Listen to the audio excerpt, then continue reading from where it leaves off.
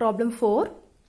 A 500 meter long single phase AC distributor has a total impedance of 0.02 plus j0.04 ohm and it is fed from one end at 240 volt.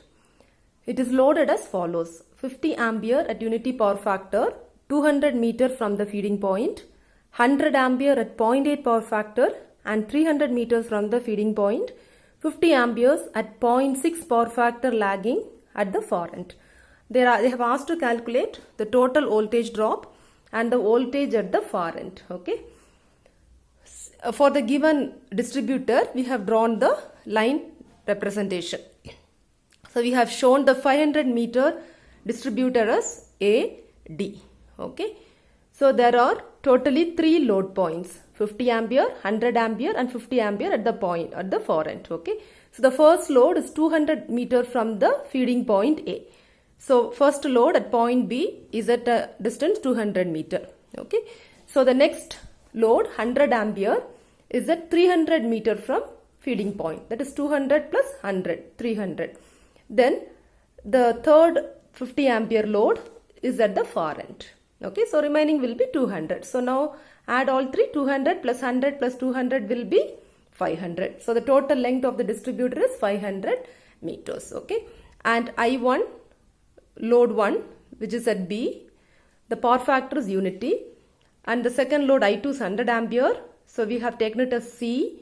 The power factor is 0.8 lagging, and the third load, which is at the far end, D, is at 0.6 power factor lagging. Okay. And they had given the total impedance of the 500 meter distributor. Okay. So listen here, we have to calculate the total voltage drop. So the total voltage drop is the drop across AB plus drop across BC plus drop across CD. VAB plus VBC plus VCD. So for finding the drop across each section, you need to know the current through each section as well as impedance of each section. Okay. So the current through section CD is I3 and the current through section BC is I2 plus I3, and the current in the section AB is the sending end current, which is I1 plus I2 plus I3. Okay. So now we have the magnitude of currents as well as the power factor. So we can write I1, I2, I3 in complex form. So once you write I1, I2, I3 in complex form, you can calculate the current in different sections. Okay. And the total impedance for 500 meter long distributor, it is 0.02 plus j0.04. So you have to calculate what is the impedance of section AB, which is 200 meter length, and section BC of 100 meter length, and section CD of 200 meter length. Okay. So first let us calculate the impedance in the 3 sections. So impedance of section AB. Impedance of section AB is nothing but ZAB is the total impedance into 200 by 500. So this 0.02 plus j0.04 is for 500 meters. So we have to calculate for 200 meters. That's why into 200 by 500 we got it as 0.008 plus j0.016 ohm. Similarly, the impedance of section BC is ZBC is equal to section BC is of 100 meter length. So 0.02 plus j0.04 into 100 by 500, which is 0.004 plus j0.008 ohm. Now impedance of section CD is again 200 meters. So 0.02 plus j0.04 into 200 by 500. We got it as 0.008 plus j0.016 ohm. Now we have to write down the 3 currents I1, I2, I3 in complex form. Okay. So we know current I is equal to magnitude into cos phi minus j sin phi. Okay. See, they have given the voltage at one end is 240 volt. Okay. And they have asked to calculate the voltage at the far end. So the given 240 volt will be the sending end voltage. So here we are assuming all the power factors as referred to the far end voltage. Okay. So under that assumption we are writing I1 as magnitude of I1 into cos phi 1 minus j sin phi 1. So magnitude of I1 is 50. The load power factor of the first load power factor is unity power factor. That means cos phi 1 is 1. So cos phi 1 is 1, phi 1 is 0 degree. So therefore sine of phi 1, which is sine of 0 degree, is 0. So that's why we have written 50 minus j 0 ampere. Coming to the second load, it is magnitude of phi 2 into cos phi 2 minus j sin phi 2. So 100 into 0.8, cos phi 2 is the power factor of load 2, 0.8 minus j 0.6. So cos phi 2 is 0.8, from that find phi 2, then find sin phi 2. Okay. So we'll get it as 80 minus j 60 ampere. In the same way, I3 is equal to 50 into 0.6 minus j 0.8. Magnitude of I3 into cos phi 3 minus j sin phi 3, you will get 30 minus j 40 ampere. So now, once the load currents are calculated, find out the currents in different sections. So now current in section AB, IAB is equal to I1 plus I2 plus I3. Add it and find the answer is 160 minus j 100 ampere. The current in section BC, IBC is equal to I2 plus I3.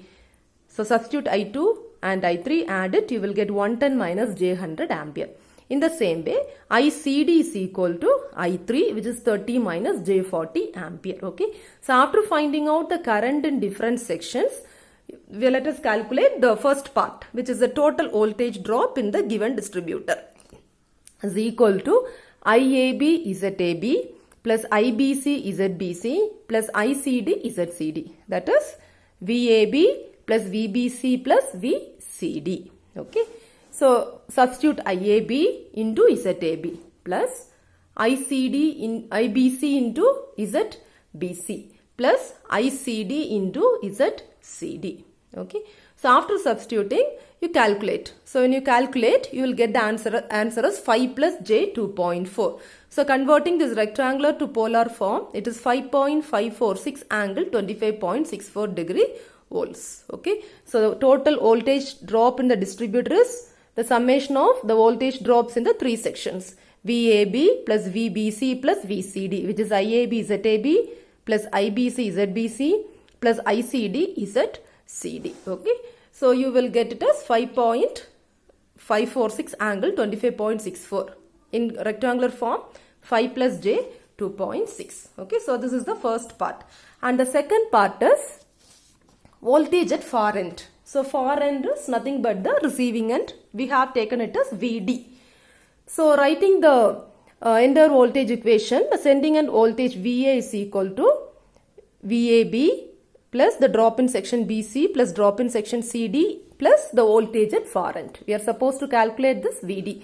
So VA is equal to, what is VAB plus VBC plus VCD? It is the total voltage drop in the distributor, which we have already calculated in the first part.